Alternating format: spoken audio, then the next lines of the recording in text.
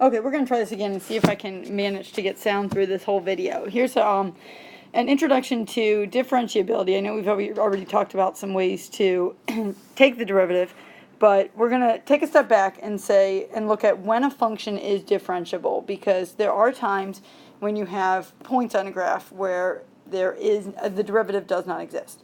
So a differentiable function is considered a function that is differentiable at every point of its domain. I'd like you to use that space at the top to write a couple things. So the first thing we're going to write is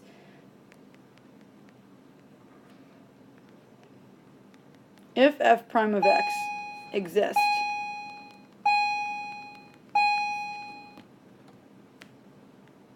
at some point, x equals a, I'm just using for my value, then f of x is continuous at that point. So in order for it to be differentiable, then it has to be continuous. And that's going to be just one of the ways where we could have a graph that actually doesn't have a derivative at a point when there's a discontinuity. So a way that this is commonly phrased is we say that differentiability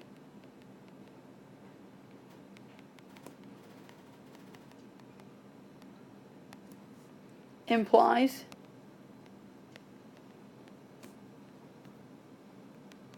continuity. And as soon as we're told that something is differentiable, then we know that it is continuous. So whenever we need to know that something is continuous, if we're going to apply a theorem like the intermediate value theorem, then we might need to know that it's continuous. This word differentiable, as soon as we know that, we will know that it's continuous.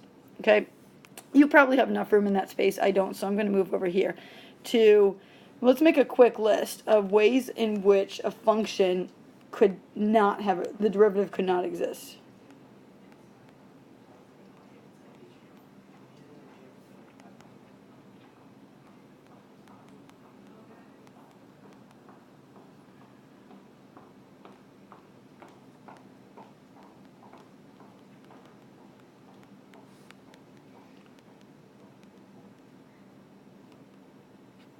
And the first one is going to be a discontinuity.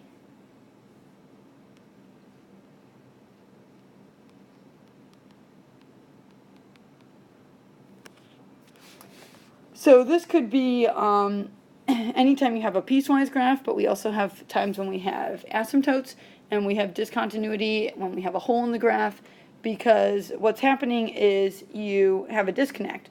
So oftentimes the derivative is different when you're approaching from different sides. So consider that continuity is a prerequisite in order for the derivative to exist at a point. A couple of other ways that this could happen, this gets a little bit more interesting when we're talking about slope at a point, is if the slope, remember slope is defined as a limit of the difference quotient. I'm not going to write the whole thing down, but you have that in your notes. So if the limit of the difference quotient is my definition of slope, in order for a limit to exist, then both my left and my right hand limits have to exist, which means the slope as I'm approaching from the left hand side has to be the same as the slope when I'm approaching from the right hand side. And if that doesn't happen, then the limit doesn't exist of that difference quotient, and therefore I don't have a derivative. So what that's going to look like on a graph is that's going to be either a corner or what we're going to call a cusp. Now, let's do a quick experiment. I can't do it on my iPad, but I want you to grab your graphing calculator, and I want you to graph two things. So go ahead, get out your graphing calculator, and I want you to make your y1 function be the absolute value of x. And then I want your y2 function to be x squared. And then go ahead and graph those. And I want you to zoom in and zoom in and zoom in until you're really far in, centered around the origin. And I just want you to look at what's happening to those two graphs. So go ahead, take a minute, pause the video, and play around. Okay, I'm hoping that you came up with something like this. As you zoomed in on the square root of x graph, Actually, let's start with the x squared graph. As you zoomed in on the x squared graph, your parabola, when you go really far into this, started to look more like this, and eventually started to look like a straight line. And what we should have seen is that as I get to 0, the vertex of my parabola, my tangent line is exactly horizontal. The slope is a horizontal line. But when you did the same thing with your square root of x graph, not square root, sorry, your absolute value graph, and you zoomed in around the origin, you should have seen that although my scale is changing, the graph looked the exact same. It was still making a perfect corner, and it never, as far as you zoomed in, never actually went to what we would say is a horizontal tangent. There was no horizontal. It just kept making that perfect V. So what's happening is we've got a graph that doesn't ever level out or become what we call locally linear. Think back to the first day of calculus class, and we were looking at a zoomed in graph that actually was a curve, but when we were really far in, it looked like a straight line. So there are some graphs or some places on graphs where that never happens and it never becomes linear as far as you zoom in. And that would be when we have a corner, because we have two slopes coming from different sides. So if you want to give yourself a little example there, a cusp would be something where you actually have like an inverted curve, and it's actually going down to a point, but we don't have straight lines reaching that.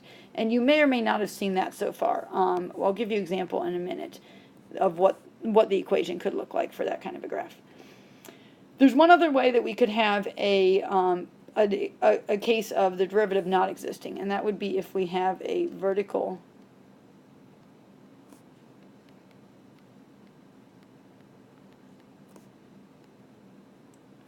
tangent on our graph. So if you take a look at something like, I'm trying to give you an example, something like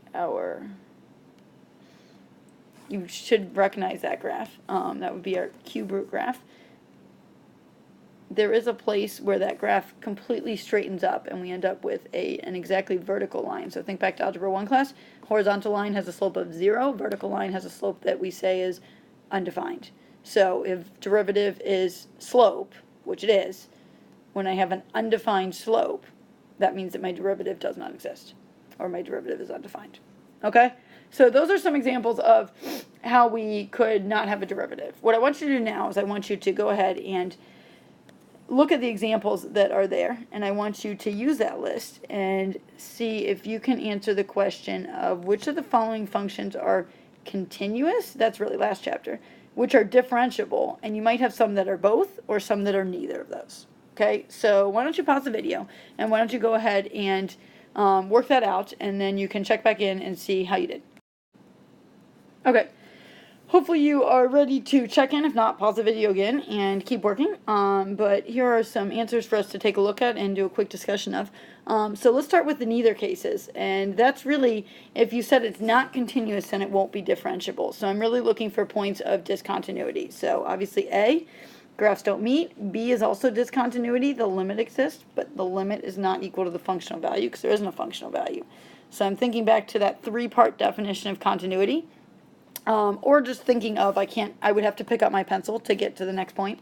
So my rule of I can't draw the graph without lifting up my pencil is telling me that's discontinuous. So not continuous, therefore not differentiable. Which other ones did I say that for? We've got our asymptote here. And then we've got letter J. So I did a quick factoring of that and saw that I have this repeated factor of x plus 3. So I have a whole at x equals -3, which was leading me to say that one's not continuous. And then the same thing with L over here, a similar thing. We've got at x equals 0, that would make that a 0 in the denominator, undefined. So I do have a point of discontinuity for all of those. Therefore, not differentiable. Let's take a look at the both. I only had one that was both, and that would be what I would say is a normal curve. So again, we tend to obsess about the ones that aren't normal, but take any graph, take the normal part of the graph where it's just a smooth, continuous curve, and I obviously have all the points represented, so it's continuous, and at the point in question, which is 0, it's leveling off. That looks kind of like, I don't know, a semicircle graph or an ellipse.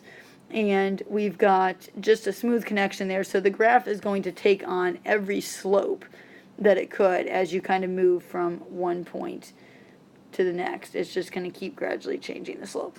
Okay, so there's no distinct difference in my slope. Compare that to something like f, which it was the example from the front side, a piecewise or an absolute value function, where you've got the two distinct slopes. So as much as I zoom in on that graph right there, on the left-hand side, I'm always going to have this negative slope. And then on the right-hand side, I'm always going to have this positive slope. And it's always going to be making that v. So my slopes are not the same, therefore it's not differentiable. If you want to think of it as one-sided derivatives, they actually do name those one-sided derivatives. We don't talk a ton about them, but that's what they're technically called. Letter G, we've got not as distinct of a corner, but we classify this in the group of something going on here, that it is sort of corner-ish, because I've got again, a straight line here, and then my slope is not ever meeting it. My other side does. It looks like it straightens out to about 0, but never going to be the same as that green. So at that point, x equals 2, right here, you've got that sharp difference from one to the next, and therefore we say not differentiable. And then letter H, what's going on in letter H? Hopefully you're recognizing there that that would be our vertical tangent at some point there, so it's hard to pick out the exact point where it actually goes exactly vertical, so slope is undefined. And then the functions might have gotten you, and I'm okay with you grabbing your graphing calculator and just sort of exploring these real quick. We talked about the cube root graph on when we were making our list, so that would be a good verification that that is the right graph. But if we go over here to I, x to the 2/3, I would like you to, if you haven't seen that one, go ahead and throw that in a graph. So you can see that's the function that I was referring to or kind of drew earlier that looks something like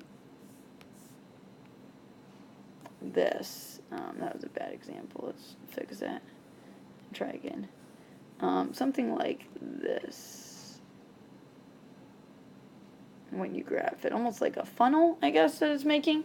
And what's happening as I'm going to 0, on the left-hand side, my slope is actually going to a negative infinity, and my slope on the right-hand side is really going to a positive infinity, super, super steep, and eventually approaching a vertical line. So that's why we say that it's not differentiable at that point. So it's kind of the extreme case, I guess, of your corner, is they're completely opposite. If you wanted to talk about the function being differentiable, we could say that as a whole, the function is not differentiable for I. For J, we actually would say that we have a differentiable function, even though there's a point at which the derivative doesn't exist. And we won't really do a whole ton with that. I just kind of want you to know that it exists. We pretty much talk about differentiability at specific points. And you'll see that as you watch the next two videos. And you look more at examples where we have piecewise functions and you're asked to decide, is the function differentiable on its entire domain, and you have to look at those specific parts. So let's wrap up this video, and you're going to watch 2 more videos. There's nothing on your note sheet to go with it, but you can write down what I'm doing in the video, and it's going to be all related to piecewise functions. I know that that's an area that you guys have expressed some concern with. So take a look at those 2 videos, and I apologize for the delay in getting this one out to you.